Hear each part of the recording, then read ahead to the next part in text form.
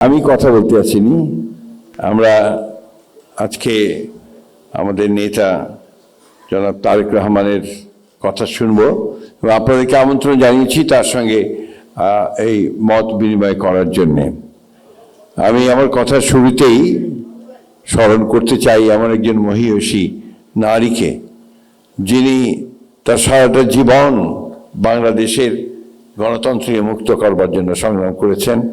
আমাদের সেই মহিয়সী নারী, আমাদের অপরাজেয় নেত্রী দেশনেত্রী বেগম খালেদা জিয়াকে, যিনি মাত্র কিছুদিন আগে 30 তারিখে আমাদের ছেড়ে চলে গেছেন। আমরা আজকে স্মরণ করব আমাদের সেই সব বীর শহীদদের, যারা আমাদেরকে একটা স্বাধীন দেশ এনে দিয়েছেন, 1971 সালের বীর মুক্তিযোদ্ধাদের। আমরা আজকে স্মরণ করব আমাদের সেই সব ছেলেদের, মেয়েদের, শিশুদের, যারা 2024 সালে আমাদেরকে একটা গণতান্ত্রিক বাংলাদেশ নির্মাণ করবার একটা অভূতপূর্ব সুযোগ এনে দিয়েছেন। তাদেরকে আমরা শ্রদ্ধা ভরে স্মরণ করতে চাই। আজকে একটা বেশ কঠিন সময়ে আমাদের নেতা জনাব তারেক রহমান বিদেশ থেকে দেশে এসেছেন।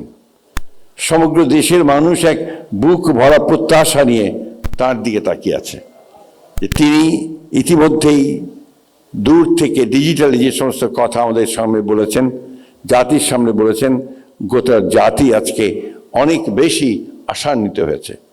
আশান্বিত হয়েছে এই জন্যেই যে এবার একটা সুযোগ সৃষ্টি হবে, সত্যিকার অর্থেই একটা উদারপন্থী গণতান্ত্রিক একটা ব্যবস্থা আমরা এখানে সৃষ্টি করতে পারবো। এই সুযোগ আমাদের সামনে উপস্থিত হয়েছে। আমি বক্তব্য দীর্ঘ করব না, আমি অনুরোধ করব আপনারা মন খুলে কথা বলবেন। এবং যদিও তার কণ্ঠ কয়েকদিন ঠান্ডা লেগে আপনার একটু সমস্যা হয়েছে, তারপরেও তিনি আপনাদের সঙ্গে কথা বলতে অত্যন্ত উৎসুক। তিনি আমাকে বলেছিলেন যে আমি দীর্ঘদিন দেশে ছিলাম না, আমি একটু এই গণমাধ্যমের যারা আছেন তাদের সঙ্গে একটু কথা বলতে চাই। আজকে সেই সুযোগ আমাদের সামনে এসেছে, আমরা তাকেই সেই সুযোগটা দেবো ইনশাআল্লাহ। আর আপনাদেরকে অনুরোধ করবো, আপনারা যারা কথা বলবেন আপনার মন খুলে সংক্ষেপে কথা বলবেন। ধন্যবাদ। আসসালামু আলাইকুম।